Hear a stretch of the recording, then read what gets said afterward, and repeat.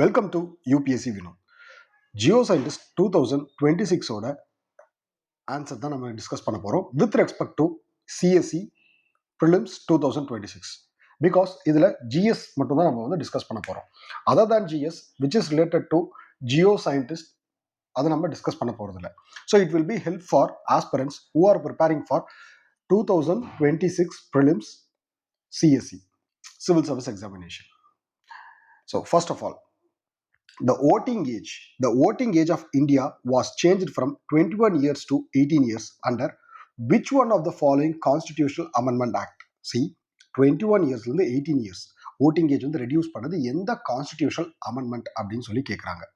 So it is 61st constitutional amendment act 1989.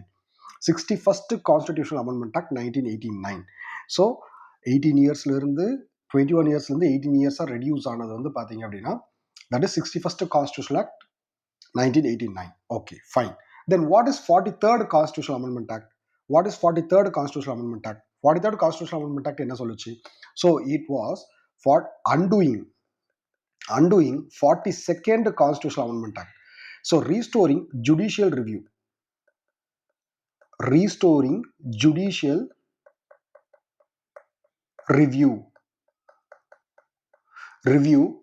to High Court and Supreme Court. அதாவது article 43rd Amendment Act வந்து பார்த்தீங்கன்னா undoing 42nd Constitutional Amendment Act which was restoring the judicial review and also deprived the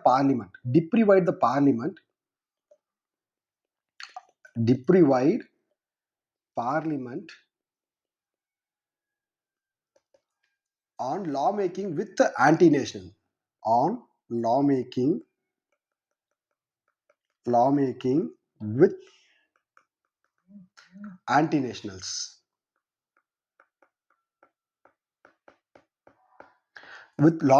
anti-nationals. Okay. So what is 48th Constitutional Amendment Act? So this is extension of president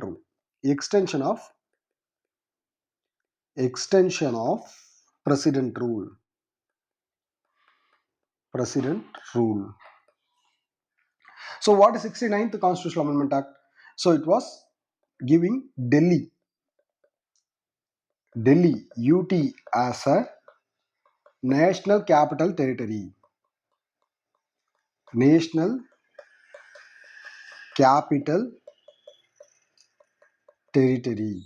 So அதாவது 21 இயர்ஸ்லேருந்து 18 இயர்ஸ்க்காக reduce பண்ணது வந்து பார்த்தீங்க அப்படின்னா 61st Constitutional Amendment Act 1989. அப்போ 43rd Constitutional Amendment Act எல்லாருக்கும் தெரியும். It was undoing the 42nd Constitutional Amendment Act. So and also restoring the judicial review to High Court and Supreme Court, deprived Parliament on lawmaking with anti-nationals.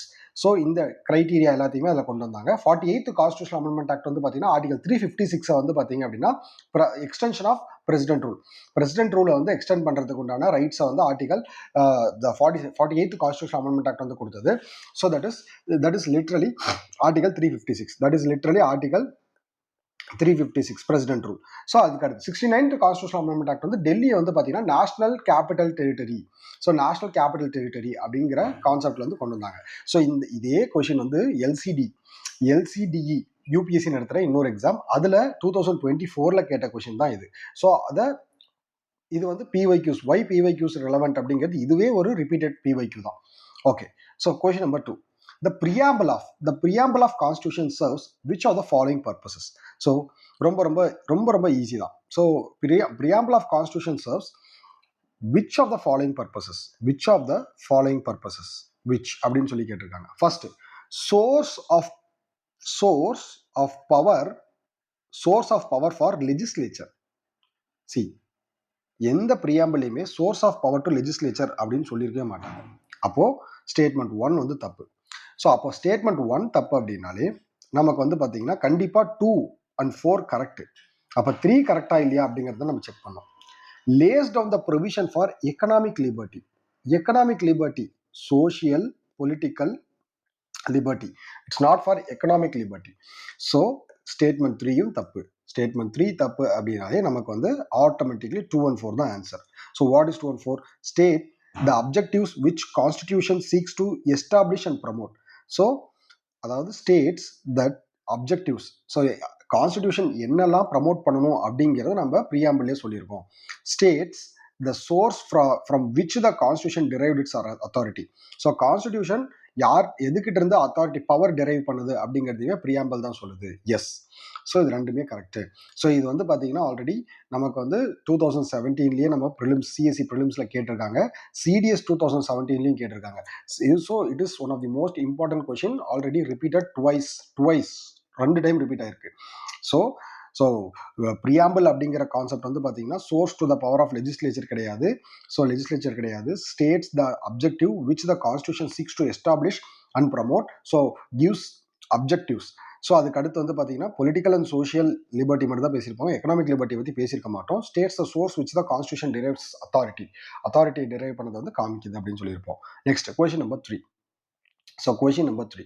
Which of the following statement regarding Constitution of India are correct? Again, Constitution of India. Okay. So no part of the Constitution can be changed by an ordinary legislation unless so authorized. See, yes. So authority இல்லாமல் எந்த ஒரு லெஜிஸ்லேஷனையும் வந்து பார்த்தீங்கன்னா எந்த பார்ட்டியும் நம்மளால வந்து change பண்ண முடியாது. Okay. All parts of constitution can be amended including the basic feature. Kesavananda Bharati case. Yes. நம்ம வந்து எல்லாத்தையுமே வந்து என்ன பண்ணலாம் அப்படின்னா இன்க்ளூடிங் பேசிக் ஃபீச்சர்ஸையுமே நம்ம வந்து என்ன பண்ணலாம் அப்படின்னா அமெண்ட் பண்ணலாம். ஸோ ரெண்டுமே correct. Kesavananda Bharati case 1973. So next, the fundamental rights can be amended under Article 368. See, it can't be under Article 368 is amendment, but fundamental rights வந்து பார்த்தீங்கன்னா இதில் அமெண்ட் பண்ண முடியாது. ஸோ 3 தப்பு அப்படின்னால automatically 1 and 2. So automatically 1 and 2. Amendment அப்படிங்கிறது வந்து பார்த்தீங்கன்னா article 368. So it is borrowed from South Africa. நல்லா ஞாபகம் வச்சுக்கோங்க, ஃபியூச்சரில் இதையும் கேட்கலாம். ஸோ அதுக்கு அடுத்து வந்து பார்த்தீங்க அப்படின்னா ஆக்சுவலாக ஒரு ஸ்டேட் ஃபார்ம் பண்ணணும் அப்படின்னா நமக்கு வந்து சிம்பிள் மெஜாரிட்டியே போதும். ஸோ அதே மாதிரி for creation and abolition of the states. So அதுக்கு அடுத்து வந்து பார்த்தீங்கன்னா ஸ்பெஷல் மெஜாரிட்டி எதுக்கெல்லாம் தேவை? ஸ்பெஷல் மெஜாரிட்டி வந்து fundamental duties, not fundamental rights. Fundamental duties, DPSP. Fundamental rights can't be amended. So can't be amended under article 368. Fundamental duties, DPSP, fundamental duties and DPSP is amended by special majority, Article 368 Clause 2. ஓகேங்களா? Article 368 Clause 2. அப்போ 1 and 2 only. அடுத்து local self governance, 73rd and 74th Constitutional Amendment Act. 73rd and 74th Constitutional 73rd and 74th Constitutional Amendment Act. So இது வந்து 1992 pass பண்ணாங்க. So local self governance in both rural and urban area. So 73rd is rural, 74th is urban area municipalities falls under which of the following? So ரெண்டுமே rural and urban municipality falls under state list. So article 40 comes under village panchayat. So this is part 9 and 9A of the Constitution, Schedule 11 and 12. So 73rd and 74th Constitutional Amendment Act அதை பற்றி பேசியிருப்பாங்க. So அது மட்டும் இல்லாமல் local self governance and both rural and urban area, 73rd for rural, 74th for municipalities urban area. So it comes under state list. Local self governance in both rural and urban area falls under state list. அதான் ஞாபகம் வச்சுக்கோங்க, state list. So இதெல்லாம் வந்து ட்ரெடிஷ்னலாக கேட்டுக்கிட்டே இருக்கிற question. The number of judges in supreme court can be increased by. இதுவும் நமக்கு வந்து பார்த்தீங்கன்னா சிஎஸ்சி 2014 கேட்ட அப்படியே சேம் பிஒய்க்யூ. ஸோ ஜென்ரலாக judges can be increased by act of parliament. President வந்து பார்த்தீங்கன்னா ஹி டசன்ட் ஹாவ் பிரசிடென்ட்டுக்கு வந்து அவரோட ஓன் பவர் கிடையாது, டிஸ்கிரிஷனரி பவர் கிடையாது, ரொம்ப கம்மி. ஸோ அதுவும் ஜட்ஜஸ் இன்க்ரீஸ் பண்ணுறது அப்படிங்கிறதுலாம் நடக்காது. கான்ஸ்டியூஷனல் அமெண்ட்மெண்ட் ஆர்டிகல் 368 மூலயமா ஜட்ஜஸை வந்து இன்க்ரீஸ் பண்ணணும் அப்படின்னா ரொம்ப ஈஸியாக பண்ணிட்டு போயிடலாம். But it is meant by through act of parliament. So actually வந்து பார்த்தீங்க அப்படின்னா article 124 clause 2 says appointment of judges by president. says article 124 clause 2. So அதுக்கு அடுத்து வந்து பார்த்தீங்க அப்படின்னா குவாலிஃபிகேஷன், ஜட்ஜஸோட குவாலிஃபிகேஷனை பற்றி சொல்கிறது ஆர்டிகல் 124 clause 3. ஸோ அதுக்கு அடுத்து வந்து ஃபர்ஸ்ட் ஜட்ஜஸோட குவாலிஃபிகேஷன் அப்படின்னு சொல்லி பார்க்கும்போது அவர் வந்து சிட்டிசன் ஆஃப் இந்தியாவாக இருக்கணும். ஸோ அதுக்கு அடுத்து வந்து சுப்ரீம், அதாவது ஹைகோர்ட்லேயும் சுப்ரீம் கோர்ட்லேயும் வந்து பார்த்தீங்க அப்படின்னா 5 to 10 இயர்ஸ் வந்து பார்த்தீங்கன்னா அட்வொகேட்டாக வந்து அட்லீஸ்ட் 5 to 10 இயர்ஸ் வந்து அவர் வந்து அட்வொகேட்டாக இருக்கணும். ஸோ அவரோட சேலரி அண்ட் அலவன்சஸ், ஜட்ஜஸோட சேலரி அண்ட் அலவன்சஸ் வந்து கன்சால்டேஷன் ஃபண்ட் ஆஃப் இந்தியாவில் தான் இருக்கும். அதே மாதிரி வந்து பார்த்தீங்கன்னா நல்ல ரொம்ப முக்கியமான ஒரு பாயிண்ட்டு, கண்டிப்பாக இது ஃபியூச்சரில் கேட்கறதுக்குன்னு ஒரு பாயிண்ட்டு. ஸோ என்னன்னா ஆஃப்டர் ரிட்டையர்மெண்ட் ஸோ அவர் வந்து பார்த்தீங்கன்னா you should not practice, no practice. So removal of judges வந்து பார்த்தீங்க அப்படின்னா ஆர்டர் ஆஃப் பிரசிடென்ட். ஸோ ரொம்ப ரொம்ப முக்கியம். ஓகே, ஸோ ஜட்ஜஸ் இன்க்ரீஸ் பண்ணுறது வந்து act of parliament. Which one of the following is first state to universalize pre-primary education formally? See, most positive things வந்து பார்த்தீங்கன்னா சவுத் இந்தியா, கேரளா, தமிழ்நாடு, அதுக்கடுத்து வெஸ்ட் பெங்கால். இது 3 இடத்துல தான் மோஸ்ட் ஃபார்வர்டிஸ்டிக் திங்கிங் வந்து இருக்கும். According to the PYQs.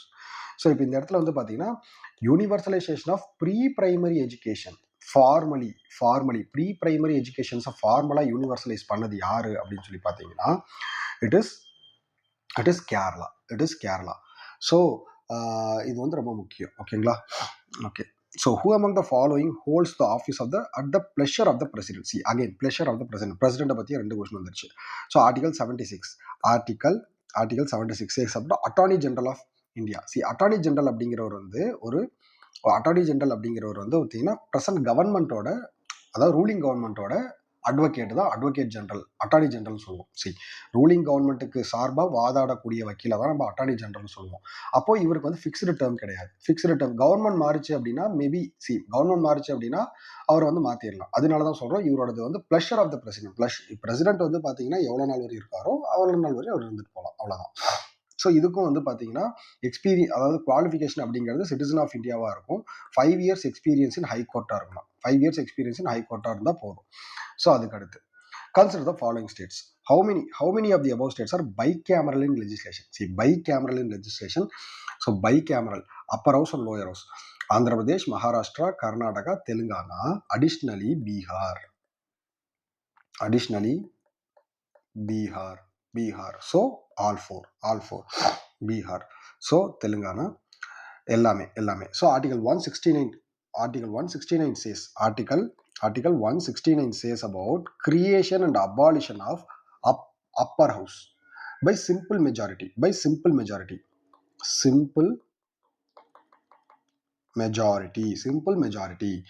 So இதில் வந்து பார்த்தீங்க அப்படின்னா இது கன்சர்ன் ஸ்டேட் வந்து ஸ்பெஷல் மெஜாரிட்டியில் பாஸ் பண்ணும். இப்போ எங்களுக்கு வந்து அப்பர் ஹவுஸ் வேணும் அப்படின்னு சொல்லி ஒரு ஸ்டேட் கேட்குறாங்க அப்படின்னா அந்த ஸ்டேட்டோட லெஜிஸ்லேஷனில் ஸ்பெஷல் மெஜாரிட்டி இருக்கணும். பார்லிமெண்ட்டில் சிம்பிள் மெஜாரிட்டி இருந்தால் போதும்.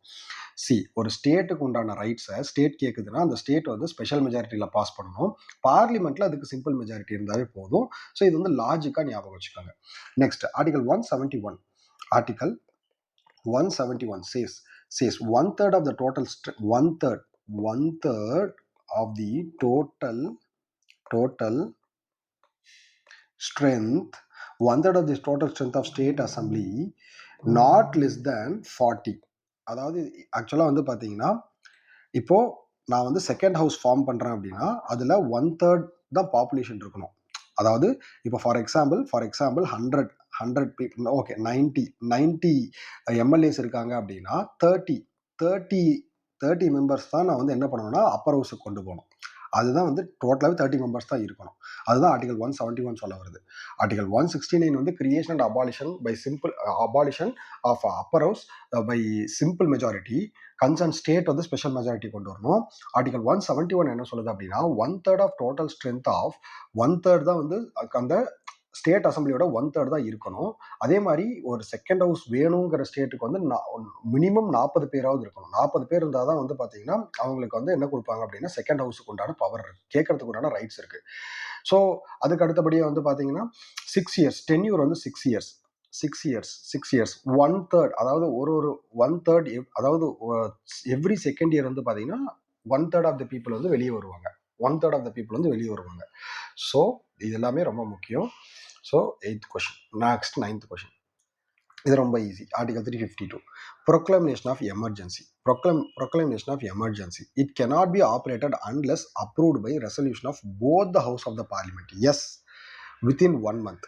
அதாவது it cannot be emergency. Article 352.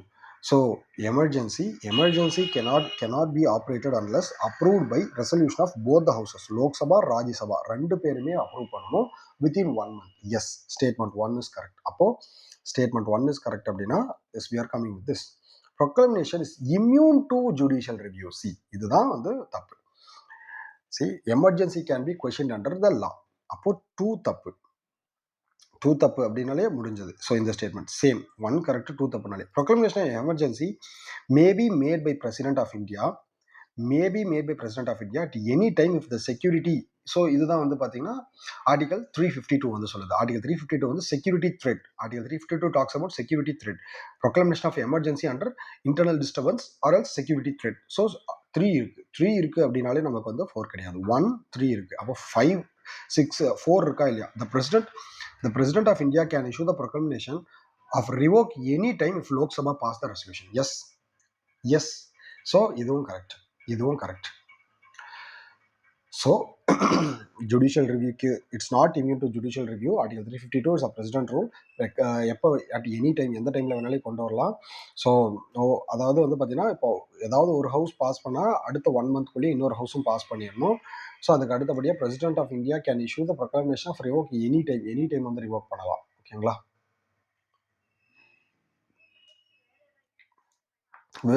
SIR. What is the full form of SIR introduced by Election Commission of India? ரொம்ப சிம்பிள். Special intensive